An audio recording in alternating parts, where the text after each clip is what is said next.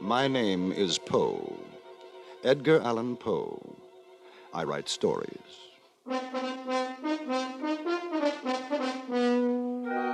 Charges have been brought against me by certain ignoramuses that I have never written a tale with a moral. By way of mitigating these ridiculous accusations, I offer the following unusual history, a history about whose moral there can be no question whatsoever. For you can see the moral in its very title, Never Bet the Devil Your Head. And note, please, that I do not bring in the lesson at the tag end of the fable, as others are wont to do. Very well, here then I denounce my critics and beg no favor other than your close attention.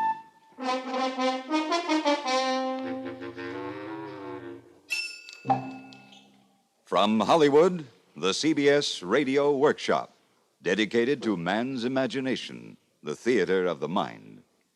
The world too long thought of Edgar Allan Poe as a dour misogynist who concerned himself with black cats, gold bugs, pits, pendulums, and murder. Few realize, and fewer would believe, that this man of gloom had a sense of humor.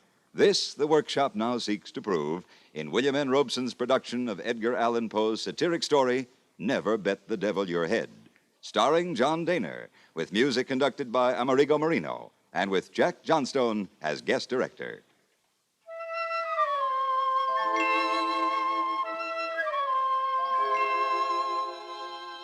It is not my design to vituperate my deceased friend, Toby Dammit.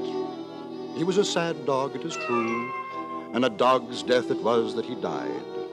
But he himself was not to blame for his vices. They grew out of a personal defect in his mother. I recall a conversation I had with her when Toby was a mere babe in arms. Duties to a well-regulated mind, Mr. Poe, are always pleasures. It is my duty, and therefore my pleasure, to see that as quickly as possible my son learns the difference between right and wrong. But must you flog him so, Mrs. Dammit? Babies, like tough steaks, are invariably the better for beating. It drives the evil propensities out. But my dear woman, you have the misfortune to be left-handed. I do not consider left-handedness a misfortune. No, you fail to understand me. Madam, a child flogged left-handedly had better be left unflogged. And deign to tell me why? The world revolves from right to left. If each blow in the proper direction drives out an evil propensity, it follows that every thump in an opposite one knocks its quota of wickedness in. Ha! That is a specious argument that does not warrant a reply, except perhaps this. I was all too often present at Toby's chastisements, and even by the way he kicked, I could perceive that he was getting worse and worse every day. At last I saw, through tears in my eyes, that there was no hope for the villain at all, and one day when he had been cuffed until he grew black in the face, and no effect had been produced beyond that of making him wriggle himself into a fit, I could stand it no longer, but went down on my knees forthwith and, uplifting my voice, made a prophecy of his ruin. For the fact is that his precocity in vice was awful. At 5 months of age, he got into such passions that he was unable to articulate. At 6 months, I caught him gnawing at a pack of playing cards. At 7 months, he was in the constant habit of catching and kissing female babies. At 8 months, he peremptorily refused to put his signature to the temperance pledge. No. Thus he went on increasing in iniquity month after month, year after year, until in his youth. Mama, it is my desire to wear mustaches, and furthermore, I'll bet I can grow them. By the bell, book, and candle, by Job's comforter, I'll bet I can.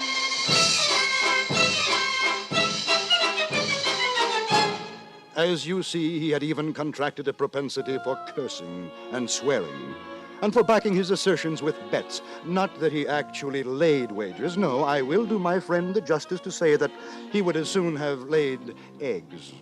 With him, the thing was a mere formula, nothing more. You see, he was detestably poor, another vice which the physical deficiency in his mother had entailed upon him. And this was the reason, no doubt, that his expletive expressions about betting seldom took a pecuniary turn. It was usually, "I'll bet you what you please," or I'll bet you what you dare, or "I'll bet you a trifle," or else, more significantly still, "I'll bet the devil my head." At all events, through this most ungentlemanly practice, the ruin which I predicted for Toby Dammit overtook him at last. For indeed the fashion had grown with his growth and strengthened with his strength, to the point that when he finally came to be a man, he could hardly utter a sentence without interlarding it with a proposition to gamble. Devil me, Mr. Poe. It is and remains my contention that these United States shall serve as an arrow to the target of liberty. My wager on that, sir. I'll bet you what you please. Toby, this habit of yours is an immoral one, and I feel constrained to tell you so. Pish-posh, Mr. Poe. It is vulgar. I beg you to believe me. Twaddle. It is discountenanced by society. I say nothing but the truth. Tush. Gambling has been forbidden by an act of Congress. I entreat you, I implore you. Utter foolishness. Then, by heaven, I shall have to knock some sense into you.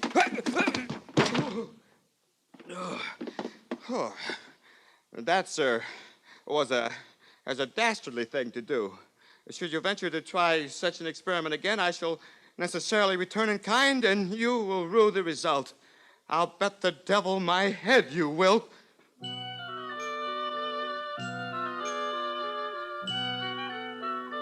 Yes, there it was again. The quintessence of his abominable expressions. "I'll bet the devil my head." But there was nothing more I could do. I quit the scene in desperation and in sorrow. However, I could not evade the fact that Mr. Toby Dammit's soul was in a perilous state. I resolved to bring all my eloquence into play to save it. I vowed to serve him as St. Patrick, in the Irish Chronicle, is said to have served the toad. That is to say, awaken him to a sense of his situation. So, I addressed myself to the task. I remonstrated with him, but to no purpose. I demonstrated in vain. I entreated, he smiled. I implored, he laughed. I preached, he sneered. I threatened, he swore. I pulled his nose. He blew it. And once again... I'll bet the devil my head that taught you a lesson. Toby, have you considered the gross impropriety of a man betting his brains like banknotes? Should You have I? adopted this mode of wager, "I'll bet the devil my head," with a pertinacity and exclusiveness of devotion that displeases me no less than it surprises me. Now, the truth is... I'll bet the devil my head I'm going to get another lecture from you. The truth is, there is something in the air with which you are wont to give utterance to this offensive expression, something in your manner of enunciation which, for want of a more definite term, I must be permitted to call queer. Oh? It is your soul I am considering, Toby. Otherwise, you must believe this. I would not be speaking to you of these matters when I am so aware of your distaste for them. For some moments, he remained silent, merely looking me inquisitively in the face, but presently he threw his head to one side and elevated his eyebrows to a great extent. Then he spread out the palms of his hands and shrugged up his shoulders. Then he winked with the right eye.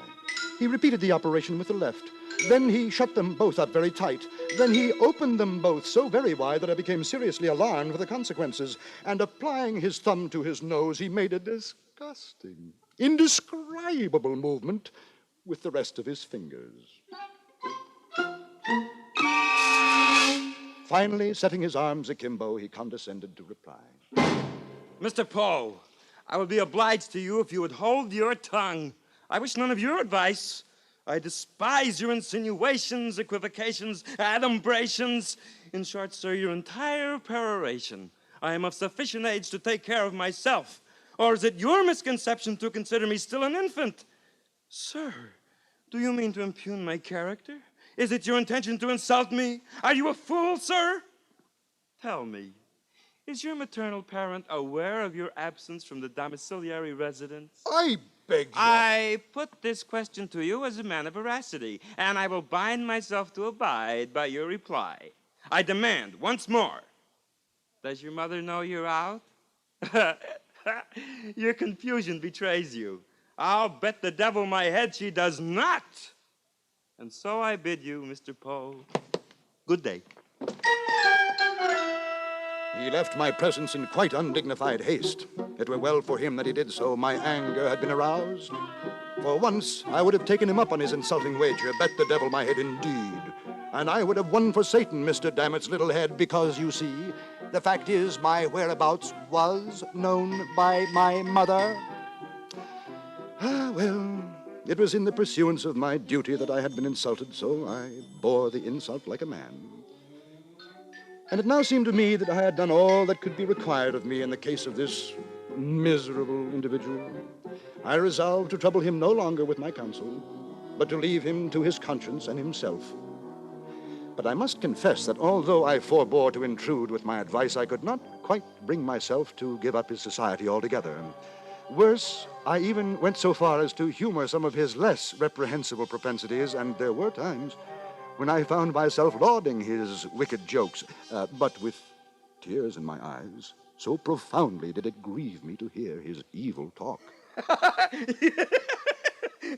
Oh, by the great horned toad, Mr. Poe, your aptitude for companionship, without censure or reprimand, has taken a turn for the better. It puts me in mind of the gentleman from New York, Mr. Greeley, who importuned a man of tender years to seek the western shores, remember? Yet, to my knowledge, never made the trek himself. Oh, yes. Unsought advice is like a woman left waiting at the church. Uncalled for. Well, perhaps. Zounds and hellions, sir. I'll bet the devil my head if you cannot agree on that. Well, all right, Toby. Toby, what's to become of you? Oh, your concern is, touching, Mr. Poe. But it smacks of your former attitude, and I shall have none of it. None, I say. Come, it's too fine a day to spend it on peradventure and mayhap pursuits. Let us stroll the roadside and the country lane, commune with nature in her pristine glory, seek the unfettered pleasures of the here and the now. Well, sir? Very well, Toby.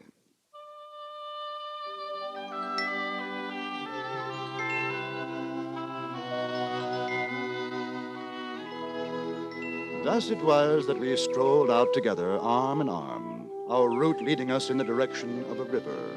Ah, there, Mr. Poe. You see, beyond the stream, that field of fluorescence. Would not the Roman goddess herself exclaim over its perfection? It is beautiful. Beautiful? By the sons of Saul, your words make a beggary of faultless grandeur. My friend, your jaundiced eye requires closer appraisal, and your stopped-up nose a clearer whiff. But it's only a field of trees and flowers. I can see it very well from here. Stuff and nonsense. If you possessed a wit of perspicacity, that same jaundiced eye would indicate a covered bridge within a stone's throw. We shall cross it, go beyond it, and wander lonely as a cloud, to steal a phrase from one of the English greats. Come now. The bridge was roofed over by way of protection from the weather, and the archway, having but few windows, was thus uncomfortably dark and echoed resoundingly. As we entered the passage, the contrast between the external glare and the interior gloom struck heavily upon my spirits. Not so upon those of the happy Dammit, who offered to bet the devil his head that I was hipped. He seemed to be in unusual good humor. He was excessively lively, so much so that I entertained I know not what of uneasy suspicion. A certain species of austere Merry Andrewism seemed to beset my friend, and caused him to make quite a tomfool of himself.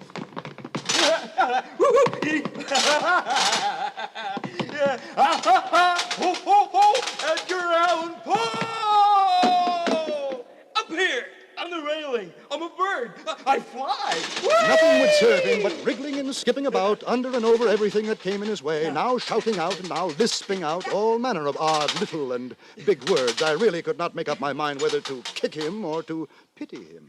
Antediluvian transcendentalism! Whee!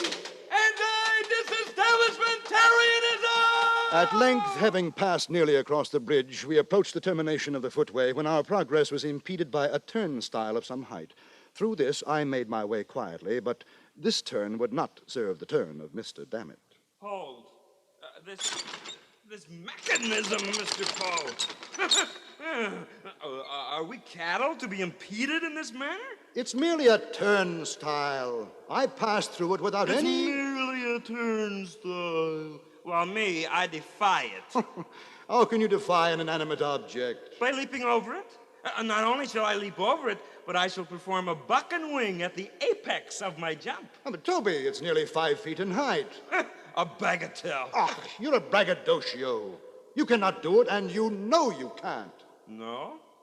I'll bet the devil my head I can. You hear me? I'll bet the devil my head.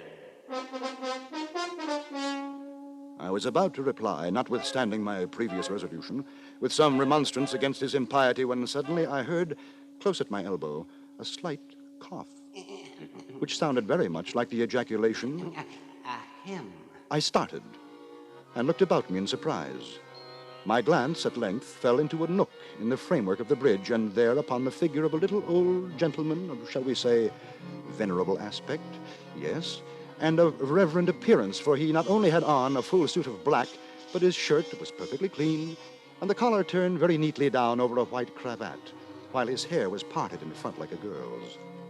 His hands were clasped pensively together over his stomach, and his 2 eyes were carefully rolled up into the top of his head. Upon observing him more closely, I perceived that he wore a black silk apron over his small clothes, and this was a thing which I thought very odd. Before I had time to make any remark, however, upon so singular a circumstance, he interrupted me. Him. To this second observation, I was not immediately prepared to reply. The fact is, remarks of this laconic nature are nearly unanswerable. I am not ashamed to say, therefore, that I turned to Mr. Toby Dammit for assistance. Dammit, what are you about? Don't you hear? The gentleman says, ahem. I looked sternly at my friend while I thus addressed him, for, to say the truth, I felt particularly puzzled.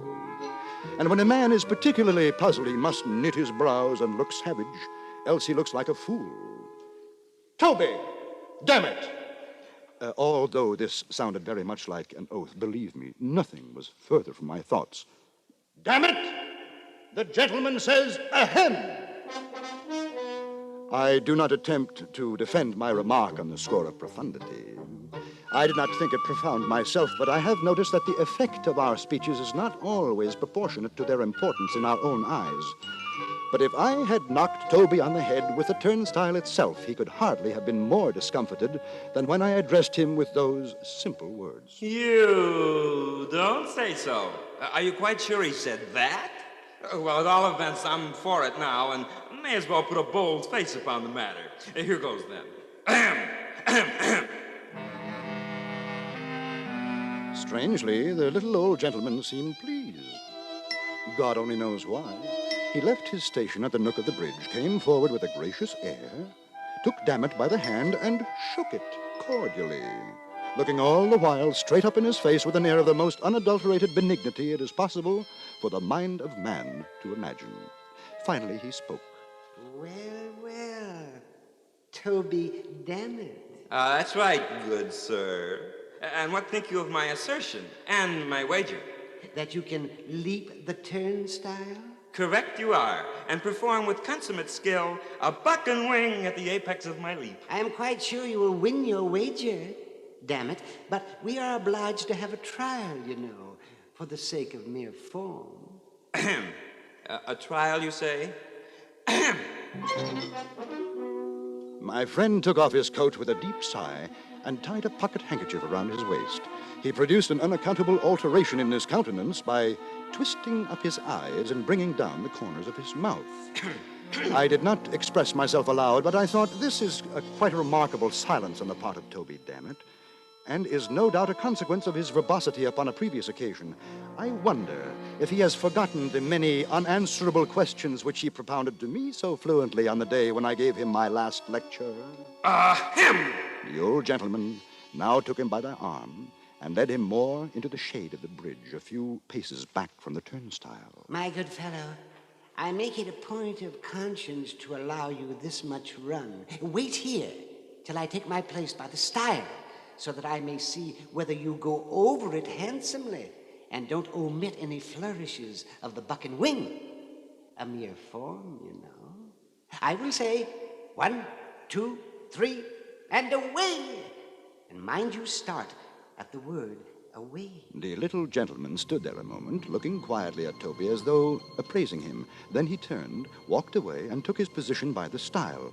Again he paused a moment, as if in profound reflection, then looked up and smiled very slightly, tightened the strings of his apron, and took a long, long look at Dammit.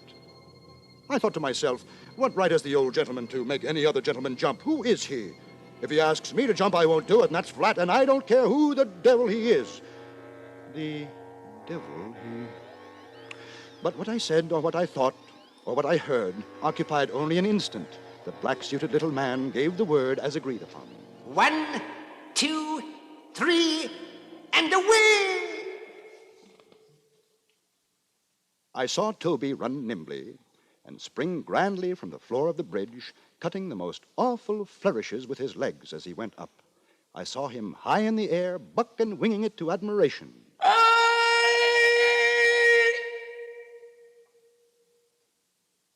I thought it a singular thing that he did not continue to go over. But the whole leap was the affair of a moment. And before I had a chance to make any profound reflection, down came Mr. Dammit on the flat of his back, on the same side of the stile from which he had started. At the same instant, I saw the old gentleman running off at the top of his speed. But ere leaving us, he had caught and wrapped up in his apron something that fell heavily into it from the darkness of the arch just over the turnstile. At all this, I was much astonished, but I had no leisure to think, for Mr. Dammit lay particularly still, and I concluded that his feelings had been hurt and that he stood in need of my assistance. I hurried up to him and found that he had received what might be termed a serious injury, quite serious. Quickly, I threw open an adjacent window of the bridge, and the sad truth flashed upon me. About 5 feet above the top of the turnstile, there extended a flat iron bar that served to strengthen the structure. With the edge of this brace, it appeared evident, the neck of my unfortunate friend had come precisely in contact. And alas, the truth is, he had been deprived of his head. He did not long survive his terrible loss. Despite the efforts of the physicians, he grew worse and, at length, died. So I bedewed his grave with my tears, worked a bar sinister on his family escutcheon, and assumed the general expenses of his modest funeral. Exit Toby Dammit. Toby Dammit, a lesson to all riotous livers, and proof absolute of my initial assertion that every tale should have, must have, does have a moral.